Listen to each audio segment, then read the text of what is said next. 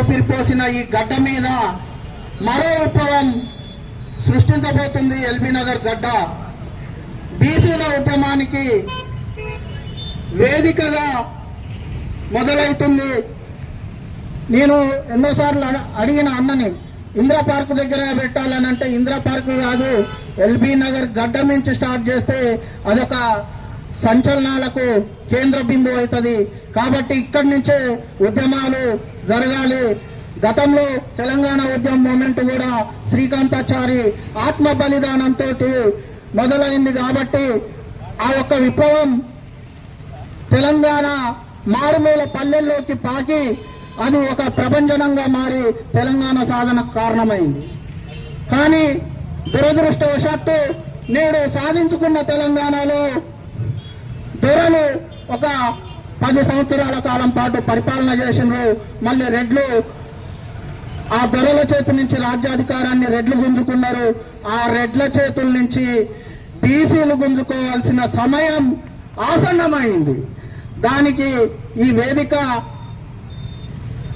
ఒక ఉద్యమ స్ఫూర్తిని రగిలిస్తూ రాబోయే కాలంలో ఈ ఎల్బీ నగర్ గడ్డ రగిలించే బీసీ ఉద్యమ స్ఫూర్తి కాశ్మీర్ నుండి కన్యాకుమారి వరకు అది పెను సంచలనంగా మారి ఈ దేశం మొత్తం కూడా బీసీల హక్కుల కోసం గర్జించే నినాదంగా ఎల్బీ నగర్ గడ్డ ఉంటుంది. మిత్రులారా, ఇవాళ మనం ఎవరికో ఓట్లేసి ఎవరినో రాజ్యాధికారంలో కూర్చోబెడితే వాడిని మన హక్కుల గురించి అడగమంటే వాడెందుకు అడుగుతాడు? వాడికి ఓట్లేసేటప్పుడే మనం ఓటు ఎవరికి వేయాలి అనే సోయి ఉండాలి. ఓటు చైతన్యం బీసీ కులాలలో రావాలి. ఓటు చైతన్యం ఒకవైపు ఓటు చైతన్యాన్ని తీసుకువస్తున్నే ఒకవైపు ఉద్యమ చైతన్యాన్ని ముందుకు తీసుకుపోవడానికి సోషల్ జస్టిస్ పార్టీ ఈ 2 రకాలుగా ఒక పక్క బీసీల రాజ్యాధికారం కోసం బీసీ ఉద్యమాన్ని రగిలిస్తూ ఒకవేళ బీసీ రాజ్యాధికారం వస్తే ఎవడో బీసీ ముఖ్యమంత్రిని చేస్తా అంటే అది అటువైపు మల్లకుండా సోషల్ జస్టిస్ పార్టీగా ఈ బీసీ ఉద్యమాన్ని మళ్ళీ మనమే మలుచుకునే క్రమంలో ఈరోజు సోషల్ జస్టిస్ పార్టీ నిరంతరంగా బీసీ రాజ్యాధికారం కోసం బీసీల మెజార్టీ ప్రజలైన ఈ తెలంగాణలో కానీ ఈ దేశంలో కానీ మెజార్టీ ప్రజలైన బీసీల కోసం సామాజిక న్యాయం జరగాలనే దృఢ సంకల్పంతో బీసీలతో పాటు ఎస్సీ ఎస్టీలకు కూడా సామాజిక న్యాయం బీసీ రాజ్యాధికారంలో జరుగుతుంది అనే దృఢ సంకల్పంతో ముందుకు పోతుంది. ఈరోజు ఎస్సీ ఎస్టీ మైనార్టీ వర్గాలు బీసీ రాజ్యాధికారం కోసం చూస్తున్నవి. ఈ బీసీ రాజ్యాధికారంలో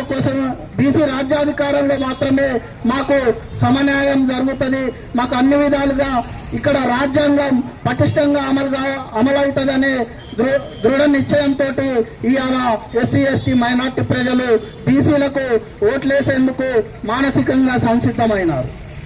మిత్రులారా, ఇవాళ మనం ఓటు చైతన్యం ద్వారానే ఈ రాజ్యాధికారం వస్తుంది. దానికోసం మనం ఇప్పుడు వేసిన తొలి అడుగు బీసీల సత్యాగ్రహ దీక్ష.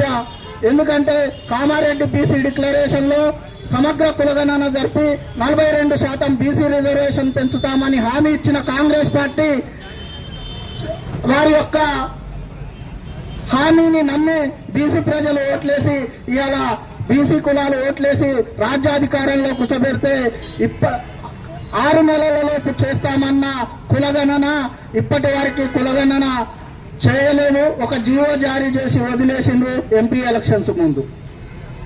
వీళ్ళు ఈ విధంగా చేయడం ద్వారా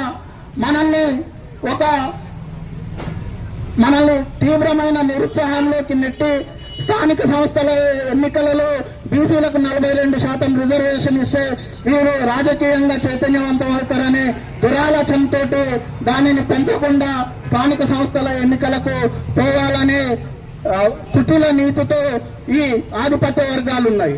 కాబట్టి మిత్రులారా, మనం నెక్స్ట్ స్టెప్ గా స్థానిక సంస్థల ఎన్నికలలో ఒకవేళ బీసీ రిజర్వేషన్స్ పెంచకుండా 42% రిజర్వేషన్స్ అమలు చేయకుండా వాళ్ళు వెళ్తే మనం జనరల్ స్థానాలలో జనరల్ స్థానాలలో అన్ని సీట్లను స్థానిక సంస్థలలో ప్రతి ఊర్లో బీసీ పడి చేసి జనరల్ స్థానాలు గెలిచేందుకు బీసీ కులాలు కృషి చేయాలి.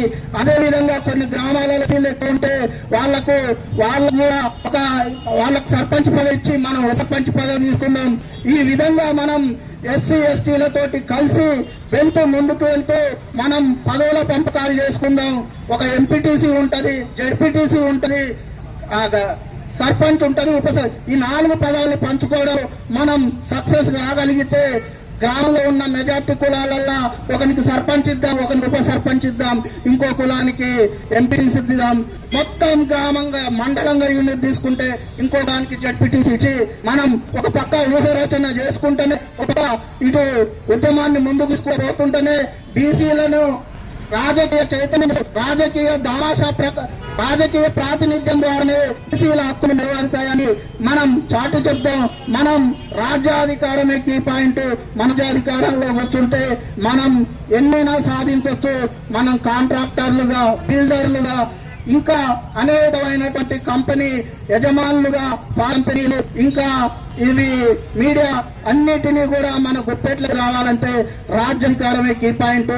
మిత్రులారా, రాజకీయ అభివృద్ధితోటే ఆర్థిక అభివృద్ధి జరుగుతుంది, ఆర్థిక అభివృద్ధితో రాజకీయ అభివృద్ధి జరుగుతుంది అనేది నేను నమ్మను సిద్ధాంతాన్ని.